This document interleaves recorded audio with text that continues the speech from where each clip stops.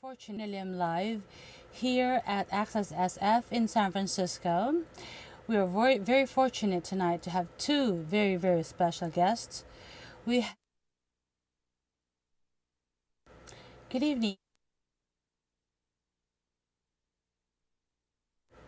Good evening and welcome back to Myrna Lim live here at Access SF in San Francisco. We are very fortunate tonight to have two very special guests. We have Colonel Ann Wright, a peace activist. Although the term peace activist behooves the depth of her experience in the world of politics, in the world of military, and in the world of what is now we know as the ongoing war in Iraq.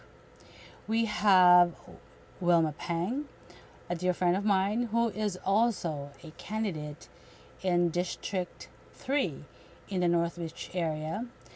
Why I have these two lovely women, strong women in this show, tells us the diversity and depth of experiences that women can come from, and yet somehow, somewhere along the line, gets involved in what we call the politics of today.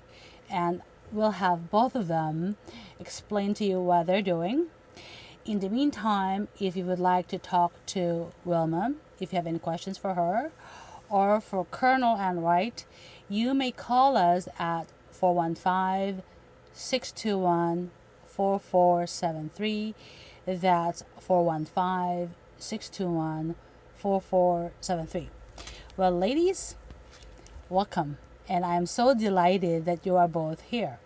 Now, let's start off with my dear friend Wilma, who's been working very hard on her campaign, who the mainstream media seems to be determined to ignore. So, Wilma, welcome. Thank you, Myrna, for inviting me. And you're running for supervisor in the North Beach area. If you could just tell the folks out here what that's all about.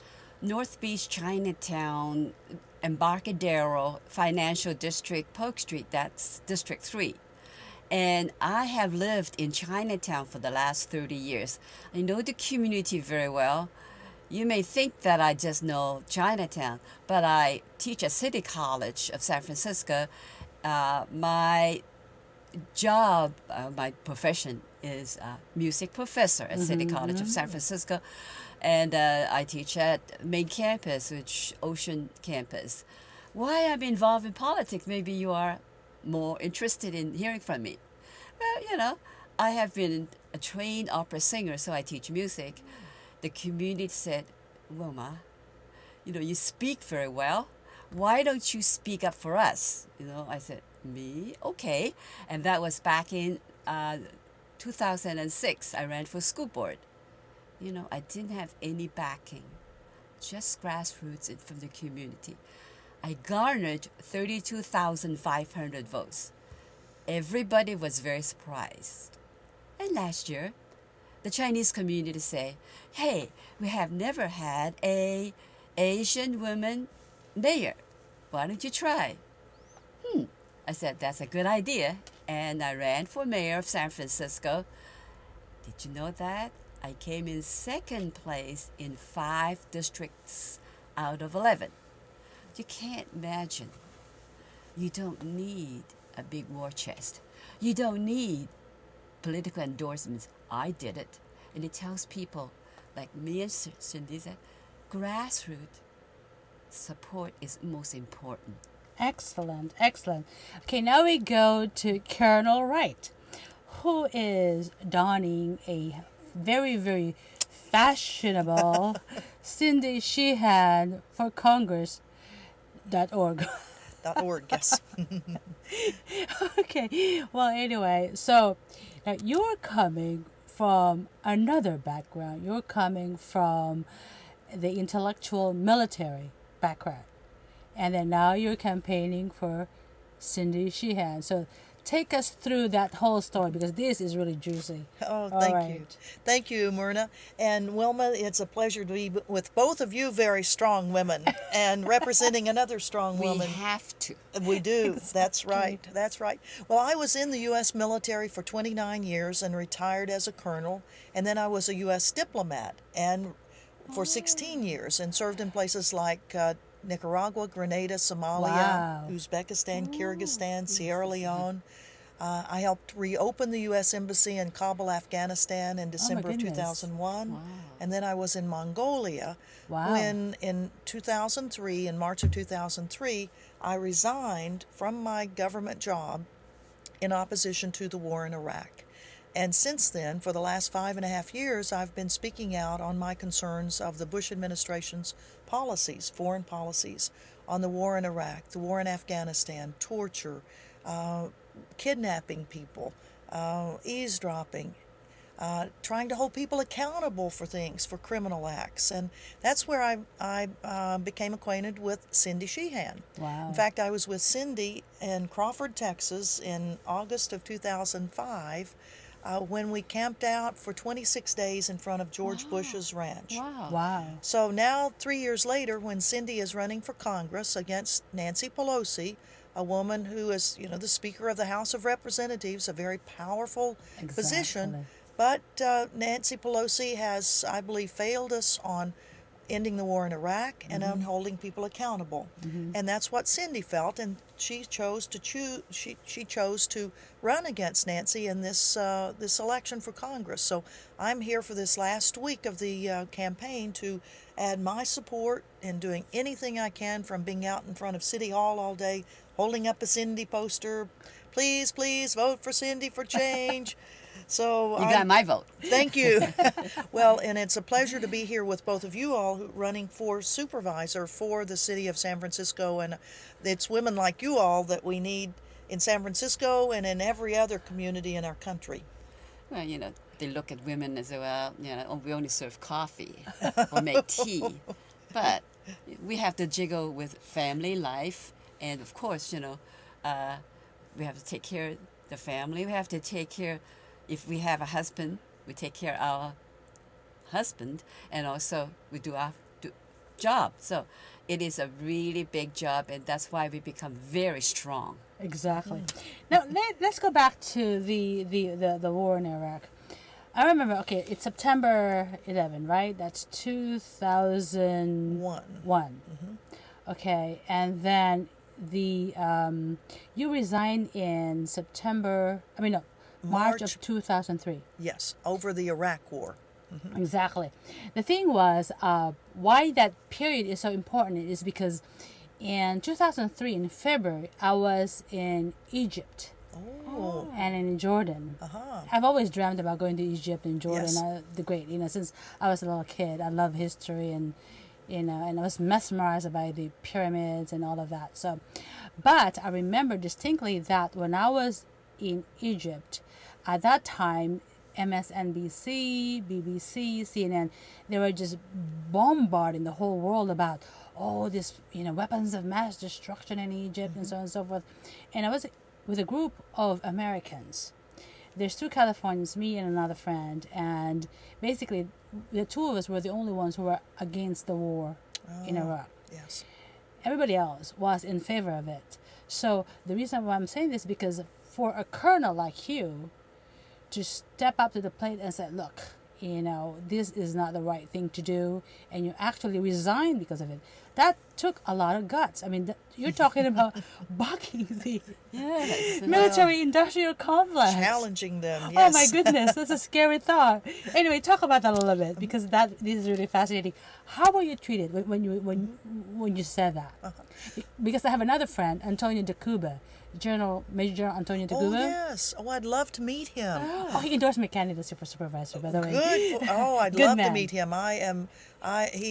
He is one of my heroes because he has spoken up about the report that he wrote about Abu Ghraib prison. Exactly. And how much of what he was trying to bring across of the violations were pushed aside. Exactly. And I know he, as a senior military officer, was so concerned about the integrity of the military forces, Exactly. and he was trying to make it do the right thing by holding people accountable. And I admire Exactly. him so much for now speaking up and speaking out. I myself resigned from the U.S. Diplomatic Corps Exactly. in March of 2003. I was one of 3 U.S. government employees who resigned, Wow. only 3. But we all resigned because we knew this was going to be, well, a violation of international law. Exactly. The Bush administration was unable to get the authority of the UN Security Council to authorize military operations against Iraq for these weapons of mass destruction. Exactly. It was against the law, or international law. We knew that the public relations aspect of this, I mean, America's reputation was going down the tubes for sure on Exactly. this. And so here it is 5.5 years later, and I don't regret resigning at all. And nor has anybody from the military nor the diplomatic corps come to me to say, you're unpatriotic, you're wrong. It's only the people on Fox News and groups like that say that. Yes. But of course, they've never been in the military anyway, or really worked for the government. They just are paid mouths for the administration. Exactly. Exactly. So how does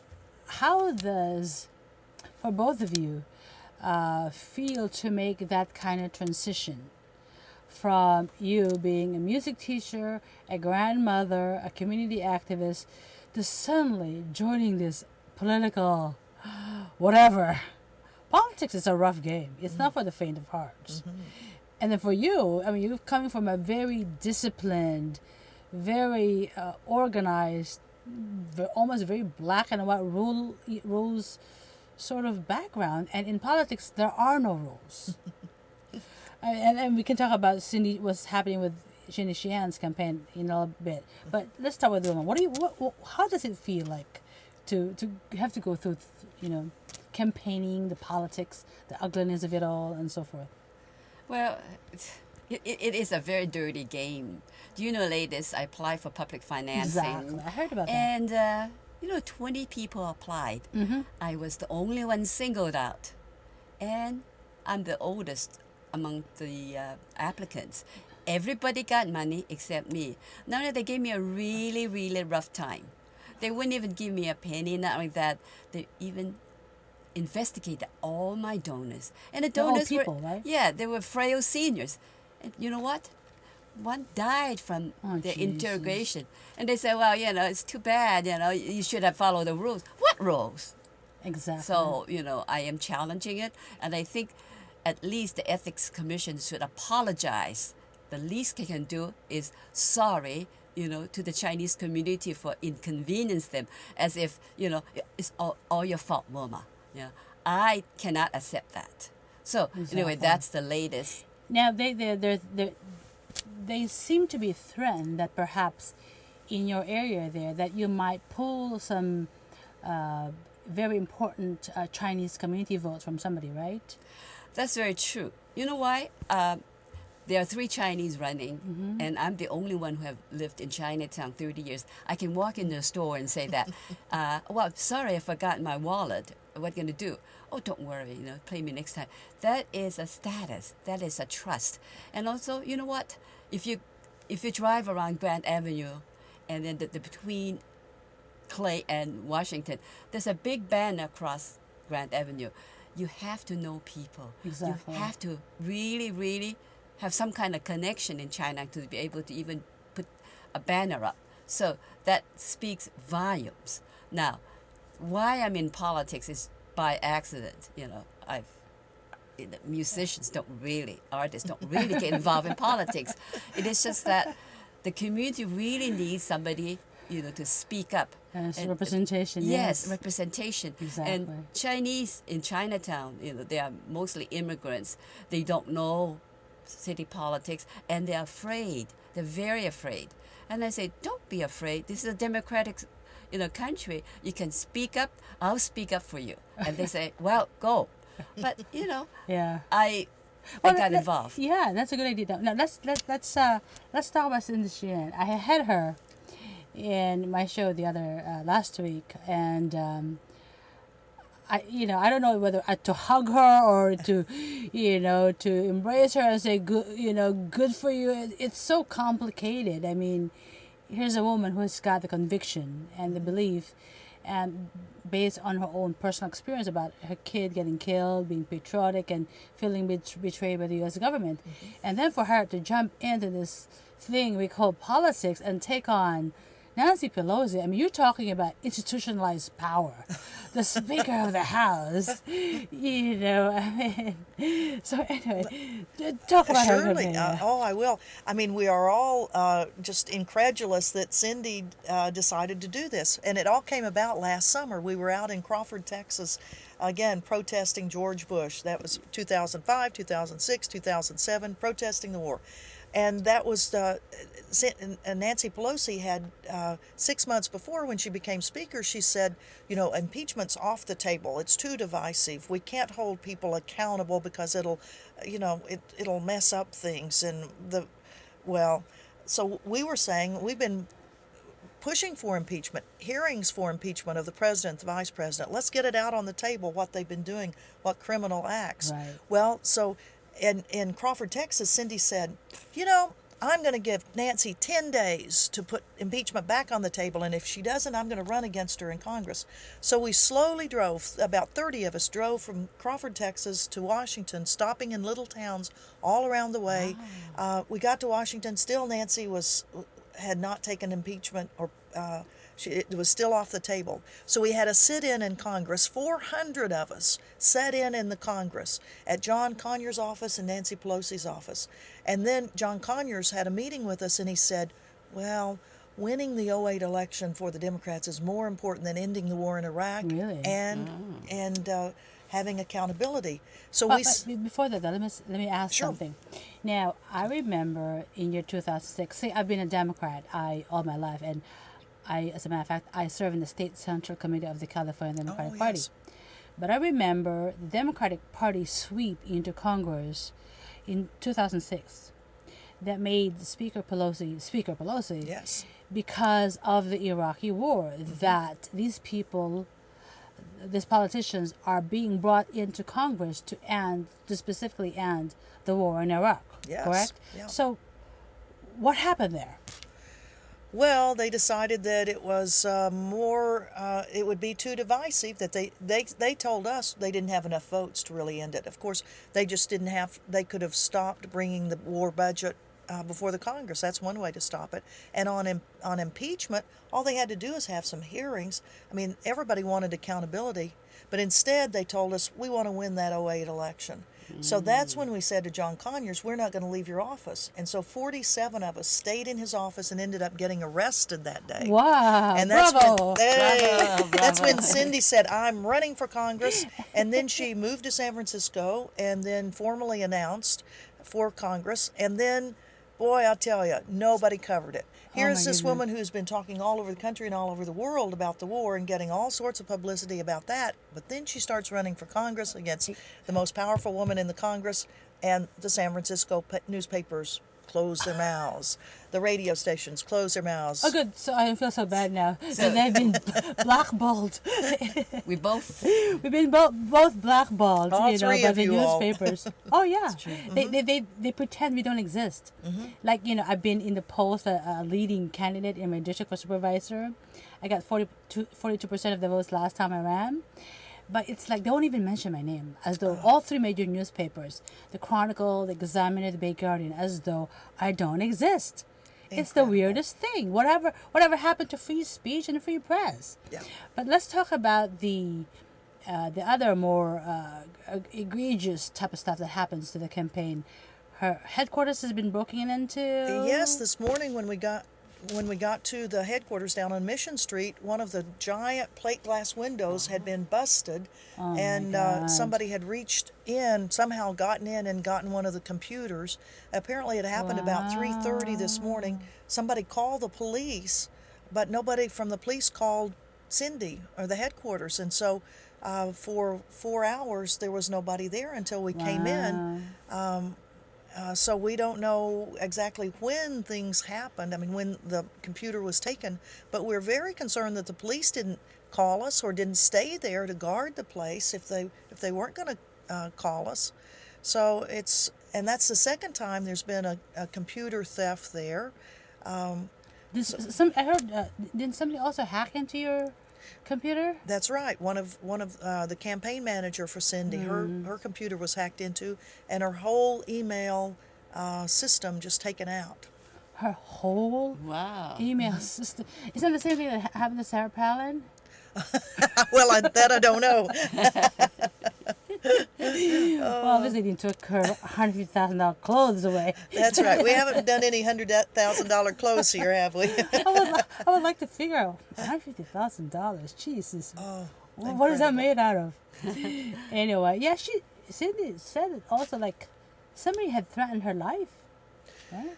Well, she's over the time that she's been speaking out against the Bush administration's policy of war, a lot of people have been very angry with her, and there have been threats on her life, Right. which is pretty sad. I mean, you know, when Exactly. you have a woman whose child has been killed in the war, and then she speaks out as a mother, as a parent, saying Right. these wars need to end. We need to stop killing Iraqis. We need to stop having our own people Yeah, killed for how many this. Americans have been killed so far? It's about 4,000? 4,188. That's a lot. Wow. And then Jesus. up to anywhere from 600,000 to 1.2 million Iraqis killed. Wow. You know, it's as if they don't even exist. You know. That doesn't make any Don't count. sense. Anyway, it's a shame because this show is quite short. As a matter of fact, we have a minute left to wrap up here. And so anyway, ladies, it's a pleasure having you around. And this show is going to get replayed this coming Saturday and also Monday. The times are posted on accesssf.org, and also we're going to have it taped for my regular show, which is A Day in the Neighborhood, That's very nice of you. for Sunday. Wonderful. And also for the tape show, I'll have part of the interview they had with Cindy Sheehan. So, ladies and gentlemen, thank you so much for joining us. And if you have any questions, please feel free to call Access SF or call Access SF or call me.